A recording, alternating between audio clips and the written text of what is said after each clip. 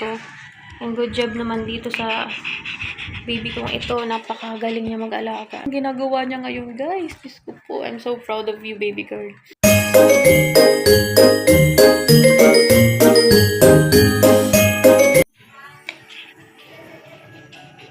Yan. So, yun. Kwentuhan tayo. And ito si Dayday. Pinag-relax ko lang kasi siya kasi magdamag siyang feed lang kanyang babies. And good job naman dito sa baby kong ito. Napakagaling niya mag-alaga. Natandaan niya yung mga sinasabi ko sa kanya nung hindi pa siya nanganganak. Nasabi ko, huwag mong pahihirapan si Mimi sa pag-aalaga ng babies mo. Dapat marunong ka. Alagaan mo ng maayos. Ganun ang ginagawa niya ngayon, guys. Diyos ko po. I'm so proud of you, baby girl. Na nga, kwentuhan tayo. Kung ano nangyari nung November 27, nung date na nanganak siya. Gabi pa lang, nung November 26, ay hindi hapon pa lang. Pinaliguan ko na nga siya nun eh. Nakakaramdam na ako kasi lagi siyang nakakalapit sa akin. Tapos para siyang nagko-contract, yung ganung feeling niya na, tapos panigalaw yung babies niya. Tapos sabi ko, nag-text ako sa jowa ko na hiramin na ako yung mga gagamitin sa panganganak dun sa pinsan niya kasi yung aso ng pinsan din niya is nanganak nung mga nakaraang taon. So may mga gamit-gamit para din ako bumili. Hapon pa lang, palapit ko na siya. Parang may something na sa kanya.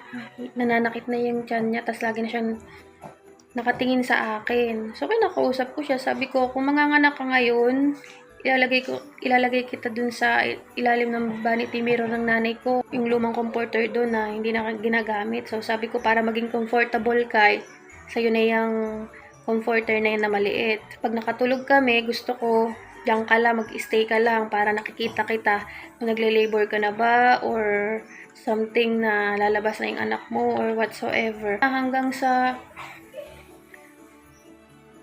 madaling araw na ng November 27, 4:30 AM. Buti na lang talaga guys, nagising ako ng time na yun.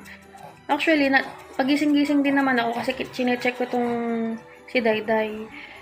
Ayun, pagka-check ko ng 4:35 AM, may nakita na ako dun sa pinakang-private part niya na bilog. Yung comforter niya, chinek ko, basang-basa na eh. So, pumutok na yung panubigin. Siguro yung pinakang ulo-ulo na yung nakalabas sa private part niya is yung ulo na ng baby niya.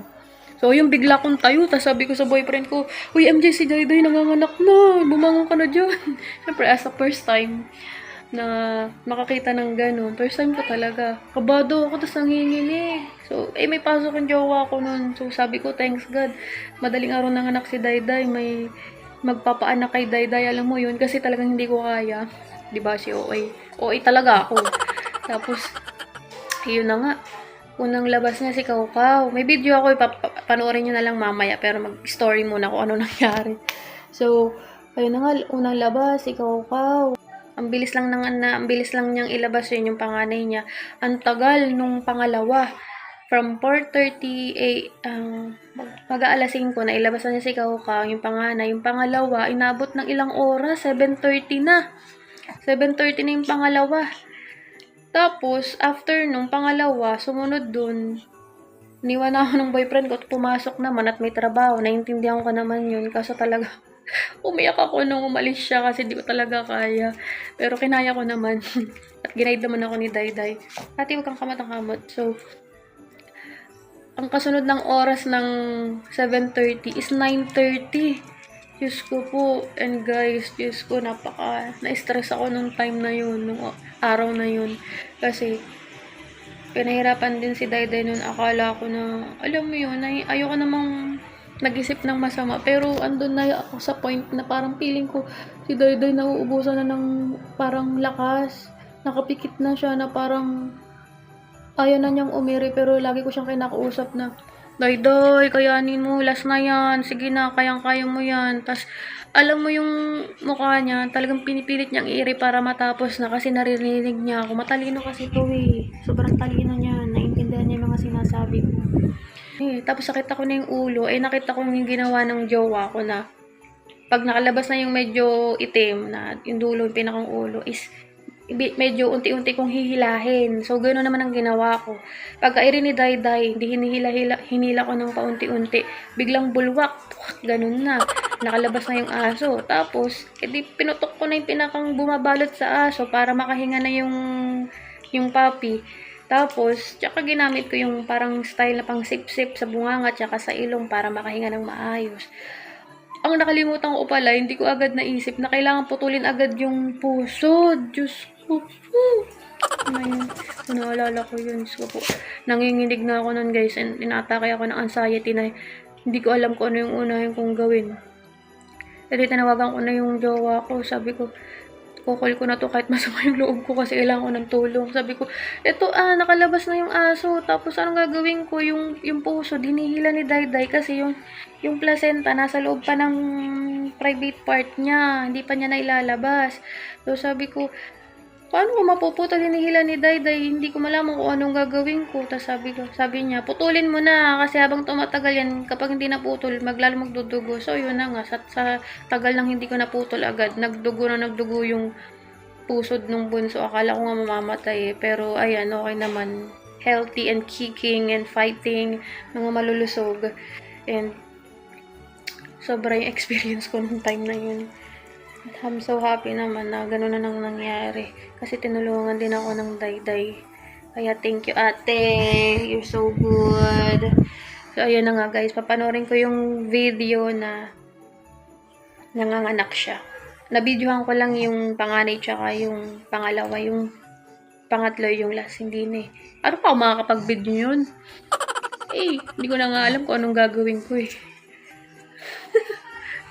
At least buhay yung aso. Kaysa di ba makapag-video. So, yun guys. Panoorin nyo na lang to. Yun na yung vlog ko ha. Yung vlogmas ko today. Sa Tacloban City, tungayan po natin ang kasaysayan ni Nico.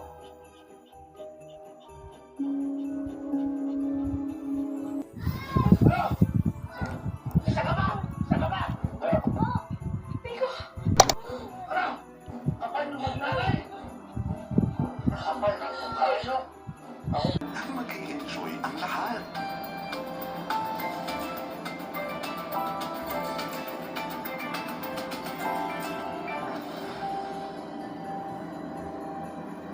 Sandali! Huwag mo na uuwi. It's not over until I say so. Kasi, nakauwi na tayo sa Pro Friends. Kasi sa Pro Friends, walang kontra.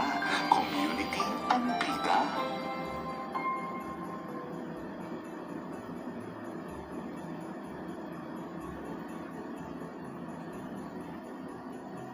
Pinapahalagahan at ipinagdiriwang natin ang pagiging ina. Pero ang pagpapalaki at pagmamahal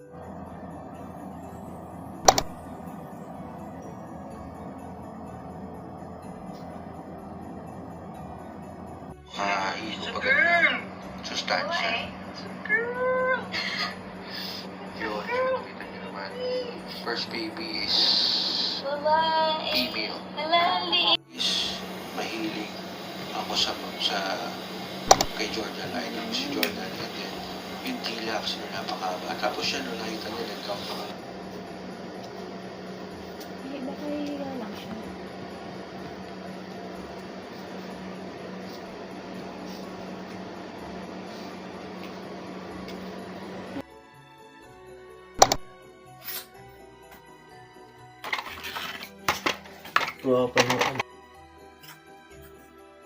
Ang ganda, white na white. Ay! Eh, bakit may black yan? Nakasalis niya niya. Oh my god, may black, ate. One down.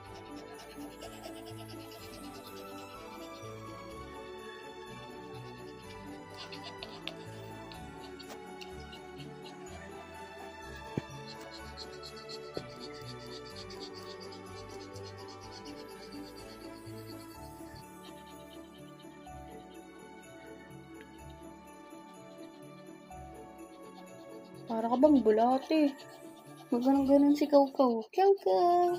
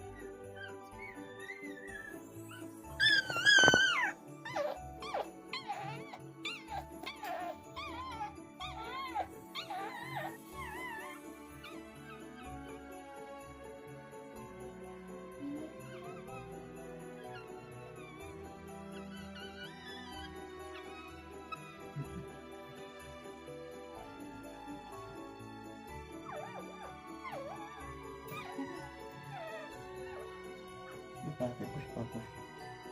Push pa, push, push, push.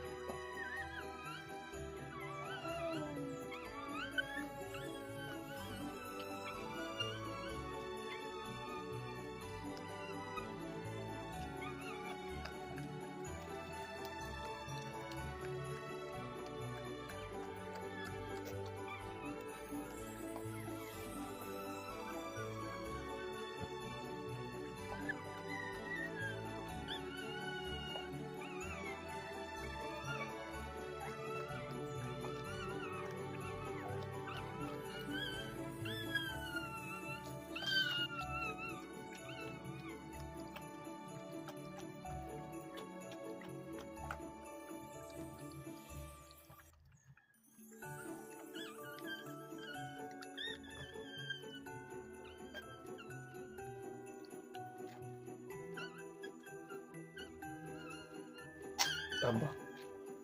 Puro lalaki ah.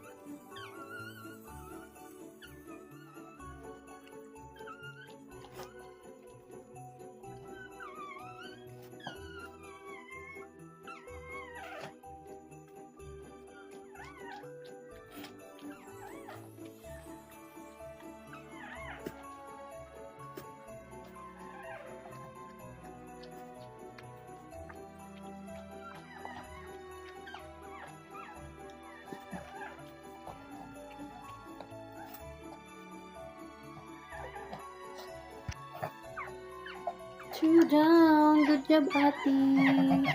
Another lalaki. Ang ingay naman ito. Si Dayday. Ay, nagpipink na siya.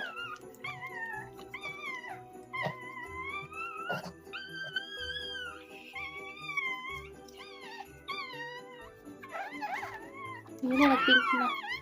Umiyak na siya. Ay, mahal naman yung baby niya.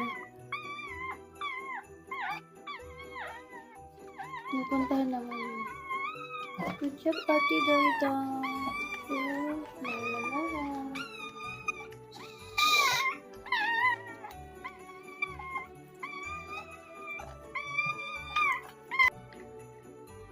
Naroon mo kasi yung ginagawa ko.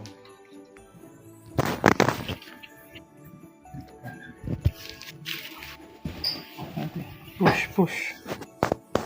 1, 2, 3, push.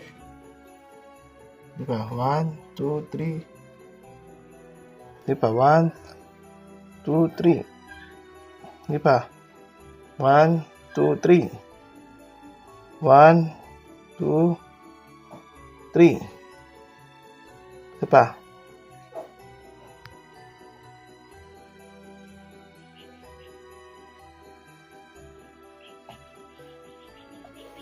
Easy.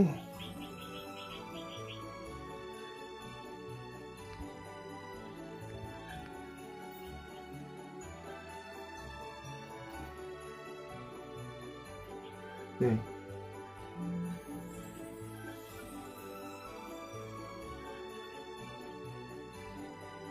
One.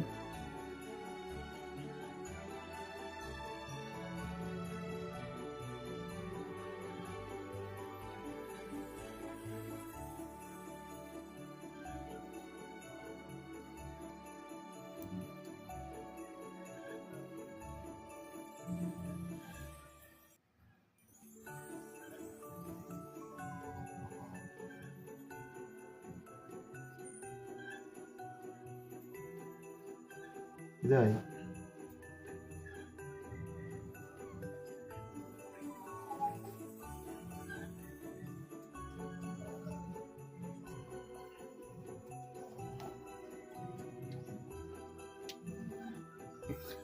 Bilis. Oh, alis na bebe na. Kiri na, Dayday. Napagod siguro.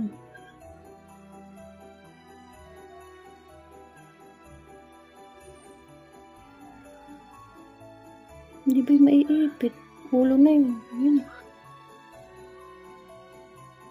Pati ako napapahil-palil eh.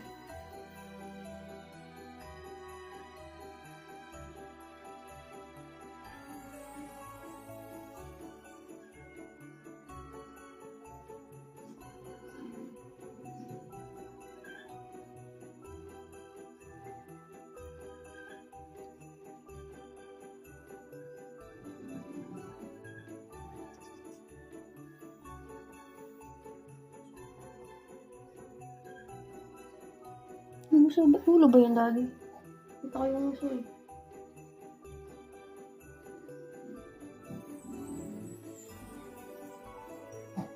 Go, go, go.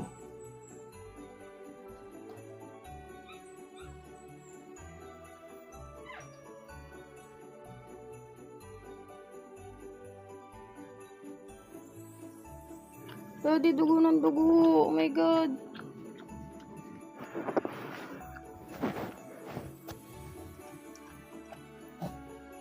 Dali guys. Tapos na mga anak si Dayday.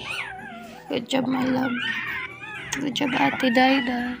Yung isa, natatakot ako kanina. Dugo ng dugo yung pagkaputol ko ng pusod. Sana okay naman. Ito yung dalawang ingay. Yung isa hindi siya umiiyak. Ito siya umiiyak. Uy!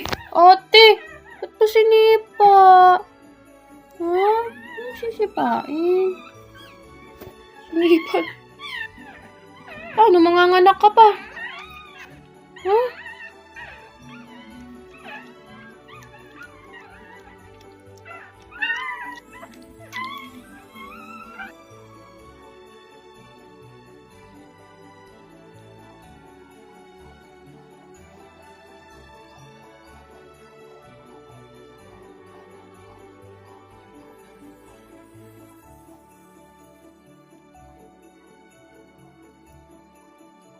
Tatlo lang anak ni Dayday. Itong pinakabunso, babae, lalaki. Umalis sa si MJ, late na sa trabaho ako nung nagpaanak nito eh. Takot pa nga ako, daming dugo. Pagkakaputol ko ng pusod, takot ako. Pero tumigil na. Tumedede na siya.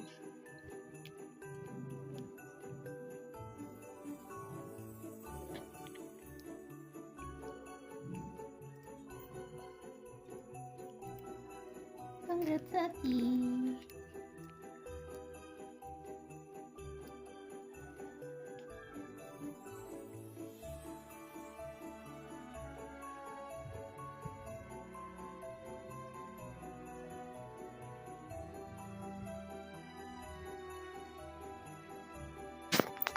I-introduce na natin tong dalawa na bagong panganak.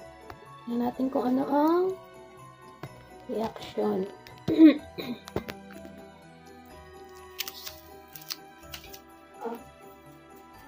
Meet your babies and tingin lang ha. Tingin lang. Tingin lang, tutoy ha.